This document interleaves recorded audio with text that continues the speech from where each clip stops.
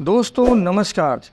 आज मैं आपको कल की 2898 मूवी को शॉर्ट में एक्सप्लेन करने वाला हूं। आखिरकार ये मूवी रिलीज़ हो गई, जिसका हम लोगों को काफ़ी दिनों से इंतज़ार था। यह मूवी हमारे भारतीय संस्कृति और तरक्की का एक जीता जागता सबूत है, जिसे देश के कई छोटे बड़े लोगों ने मिलकर बनाया है।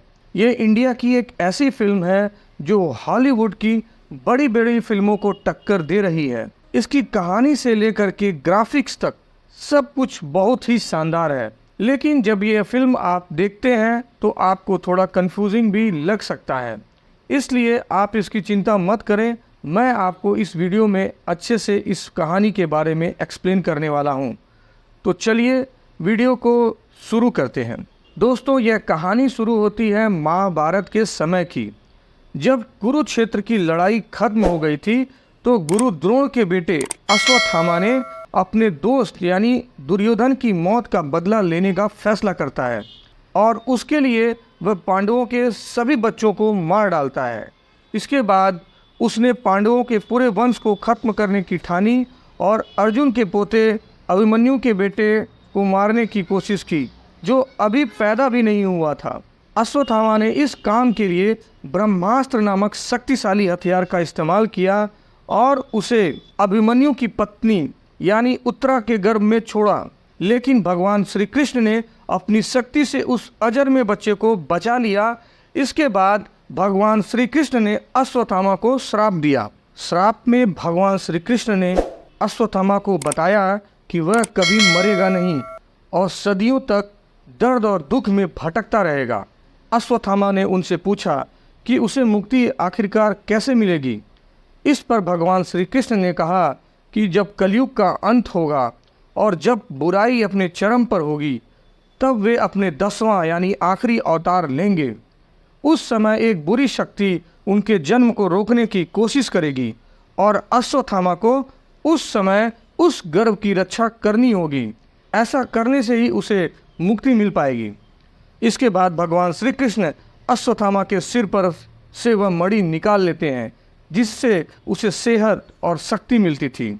श्री कृष्ण ने कहा कि जब उनके पुनर्जन्म का समय आएगा तब उसे वह मणि वापस मिल जाएगी। इसके बाद समय धीरे धीरे आगे बढ़ने लगता है। समय बीतता रहा और अश्वत्थामा प्रायश्चित करते हुए भटकता रहा। उसका शरीर बूढ़ा और घायल हो गया था, लेकिन वह श्राप की वजह से मर नहीं रहा था। वह सिर्फ यही प्रार्थना कर रहा था कि भगवान जल्दी से आए और उसे मुक्ति मिल जाए। इस तरह करते हुए लगभग 6000 साल गुजर जाते हैं। अब एक ऐसा समय आ गया था जब दुनिया पर एक बुरे आदमी ने कब्जा कर लिया था। उसका नाम था सुप्रीम यास्किन, जो बहुत ही शातिर, चालाक और ख़तरनाक आदमी था। वह मानता था कि इंसानों ने इस दुनिया को बहुत नुकसान पहुंचाया है, इसलिए उसने अपनी एक टेक्नोलॉजी से और सेना की मदद से सभी देशों और लोगों को हरा दिया और खुद पूरी धरती पर मालिक बन बैठा था। सुप्रीम यास्किन ने खुद को भगवान घोषित कर दिया।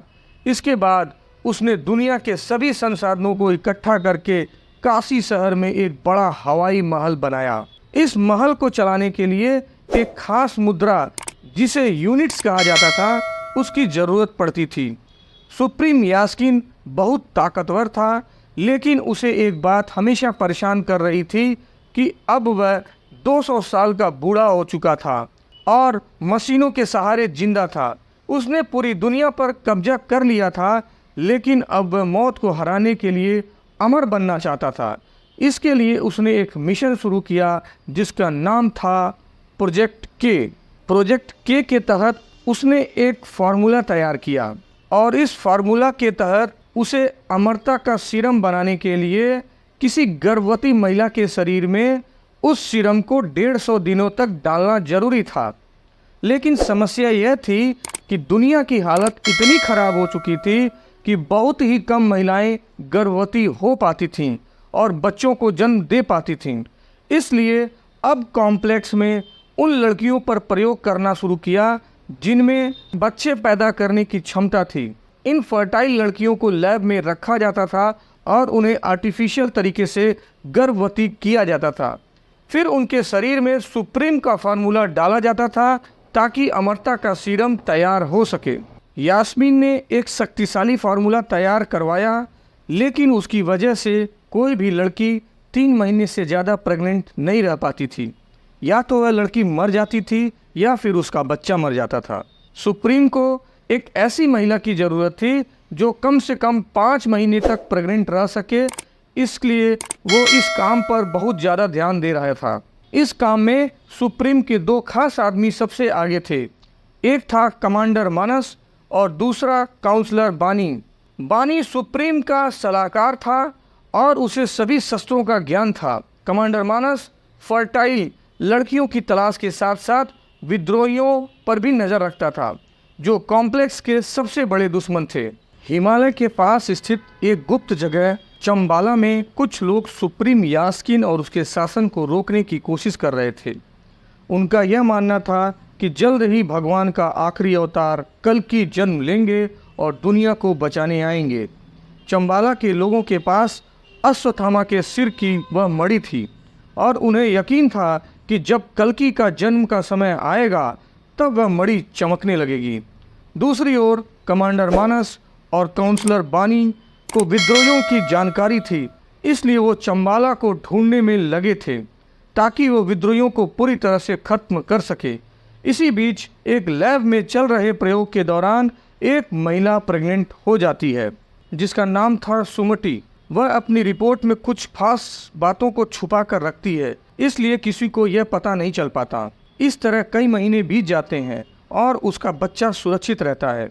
लेकिन एक दिन वैज्ञानिक एक कॉम्प्लेक्स फार्मूले का इस्तेमाल करते हैं और सुमति की बॉडी में सीरम निकालने लगते हैं। इस प्रक्रिया में अक्सर लड़कियां मर जाती थीं, लेकिन इस बार लैब में काम करने वाली लिली, जो असल में चंबाला की एक विद्रोही थी, सुमति में कुछ खास देखती है और उसे बचाने का फैसला करती है। जब सुमति का सीरम निकाला जा रहा होता है तो लिली लैब के सिस्टम में कुछ गड़बड़ी कर देती है। इसके कारण सुमति मशीन से बाहर निकलकर मौत के चैम्बर में गिर जाती है। लिली तुरंत जाकर सुमति को बचाती है और कॉम्प्लेक्स के बाकी विद्रोहियों साथियों से मदद के लिए संपर्क करती है। इसके बाद 3 विद्रोही बीरन, कायरा और अज्जू सुमति को बचाने के लिए आते हैं और उसे संभाला ले जाने की कोशिश करते हैं। रास्ते में कायरा सुमति को एक नया नाम देती है। दूसरी तरफ रूमी नाम का एक बुजुर्ग विद्रोही संभाला से अश्वत्थामा मणि लेकर निकलता है। वह मणि के साथ अलग अलग जगहों पर जाता है, इस उम्मीद में कि उसे वह लड़की मिल जाए जो कल्कि को जन्म देगी। उसकी पहचान मणि के चमकने से होगी। इस दौरान रूमी बहुत उलझनों में था। उसी समय एक छोटी बच्ची को रूमी के पास का मणि मिल जाता है। वह अपनी जान बचाने के लिए वह बच्ची एक गुफा में छिप जाती है। उस गुफा में अश्वत्थामा रह रहा था और जब उसे उस बच्ची के जरिए अपना मणि वापस मिल जाता है तो वह मणि अचानक से चमकने लगता है। अश्वत्थामा उस मणि को अपने सिर पर लगा लेता है, जिससे उसके सारे जख्म ठीक हो जाते हैं और वह बहुत ताकतवर बन जाता है।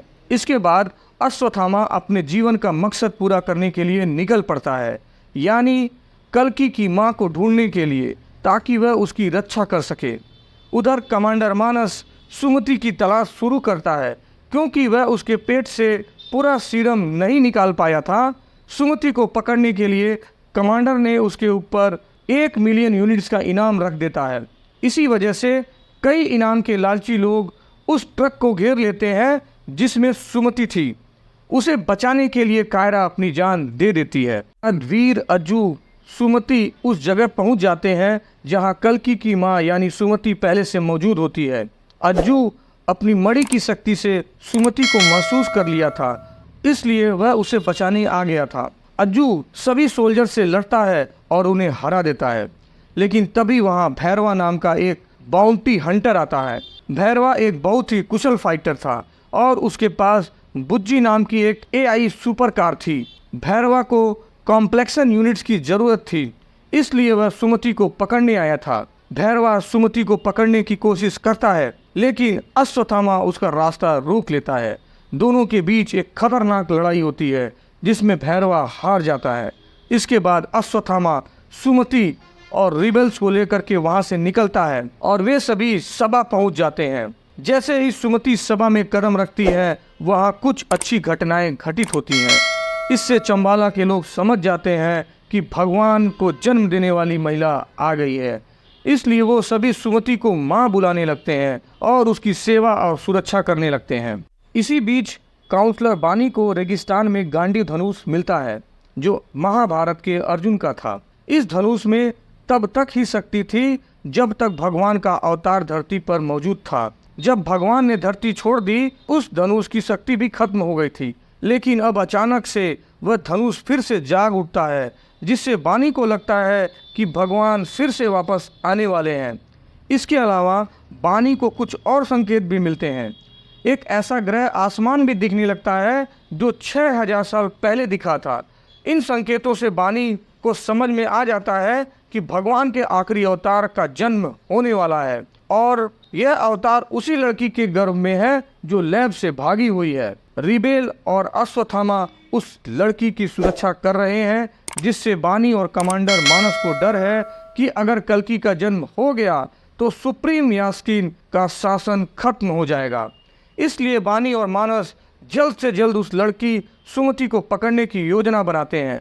वे चाहते हैं कि सुमति के पेट से वह सीरम निकाल करके उसे मार दिया जाए, क्योंकि बानी के अनुसार अगर उसने अभी उस जन्म को नहीं रोका तो अगले 6000 साल तक वैसा समय फिर नहीं आने वाला। कमांडर मानस का अनुमान है कि रिबेल सुमति को चंबाला नामक जगह पर ले गए होंगे, लेकिन उन्हें उस जगह की लोकेशन के बारे में पता नहीं था।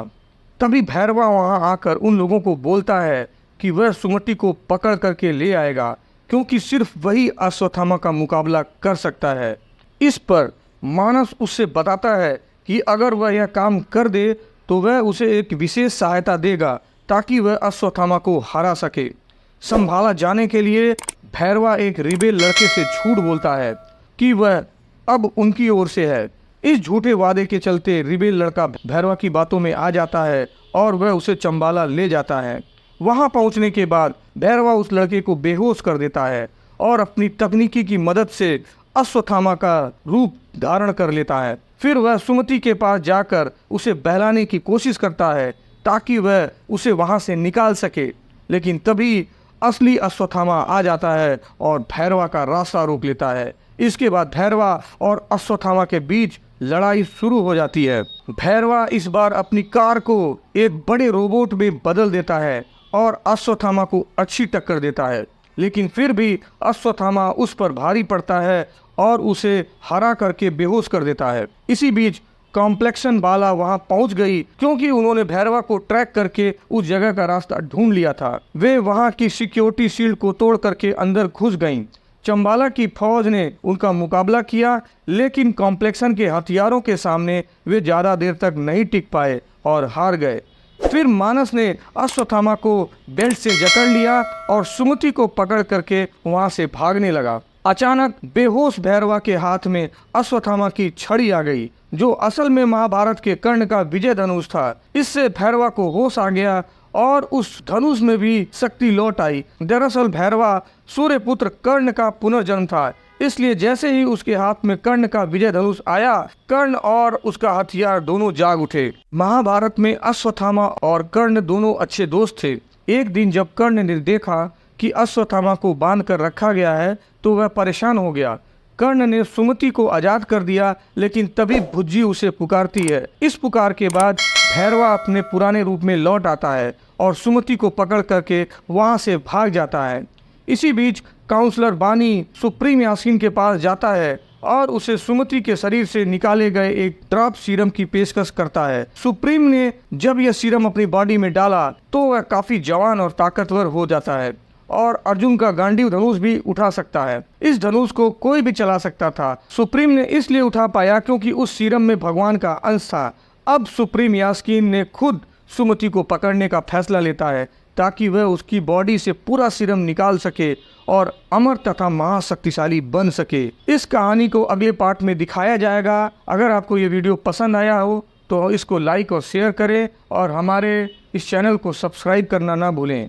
और इस बेल आइकन को दबा लें ताकि आपको हमारी आने वाली वीडियो की नोटिफिकेशन मिल सके। मिलते हैं नेक्स्ट किसी मजेदार